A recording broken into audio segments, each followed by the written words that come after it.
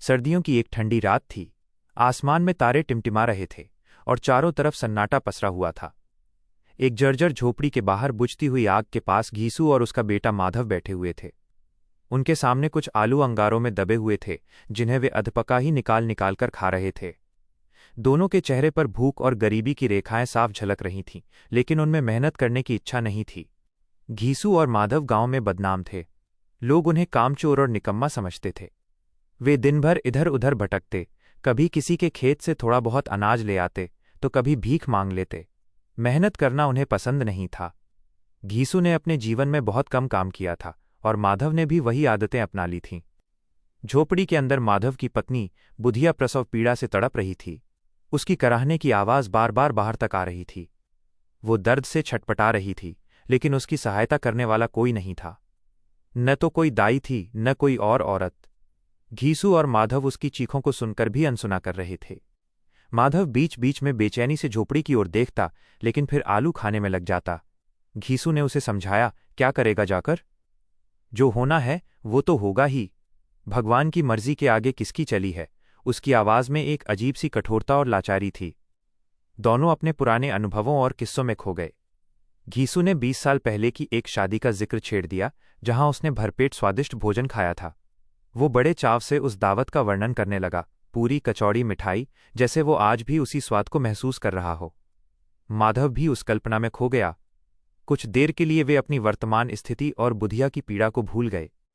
रात गहराती गई। बुधिया की आवाजें धीरे धीरे कम होती गईं। आखिरकार एक लंबी कराह के बाद सब कुछ शांत हो गया। झोपड़ी के अंदर मौत का सन्नाटा छा गया। सुबह जब सूरज निकला, माधव झोपड़ी के अंदर गया। उसने देखा कि बुधिया की देह ठंडी पड़ चुकी थी।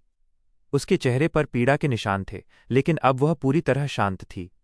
माधव बाहर आया और घीसू को बताया, वो मर गई। दोनों कुछ देर चुप बैठे रहे। फिर वे रोने धोने का नाटक करने लगे।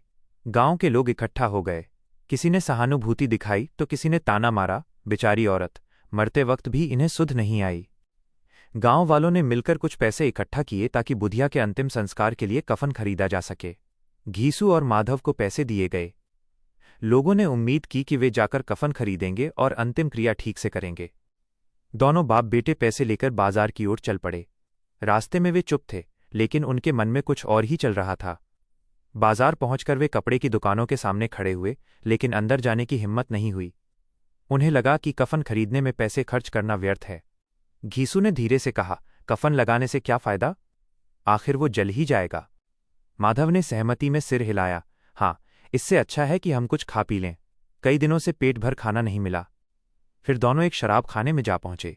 वहां उन्होंने शराब मंगाई, साथ में पकवान भी। वे बड़े आनंद से खाने पीने लगे। उनकी आंखों में चमक आ गई, जैसे उन्हें जीवन का सबसे बड़ा सुख मिल गया हो। नशे में धुत होकर वे तरह तरह की बातें करने लगे। घीसू बोला, हमने उसे कफन तो नहीं दिया, लेकिन आज जो खा रहे हैं वो भी तो उसी के कारण है। उसकी आत्मा खुश होगी। माधव ने भी कहा, हाँ, वो तो स्वर्ग में जाएगी। उसने जीवन में बहुत दुख झेला है।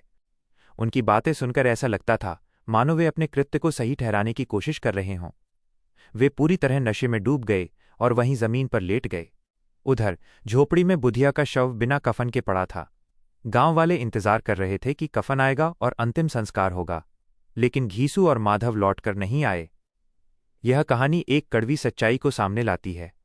यह सिर्फ दो निकम्मे इंसानों की कहानी नहीं है, बल्कि उस समाज का आईना है जहां गरीबी, भूख और मजबूरी इंसान को इतना कठोर बना देती है कि वो संवेदनाओं को भी भूल जाता है।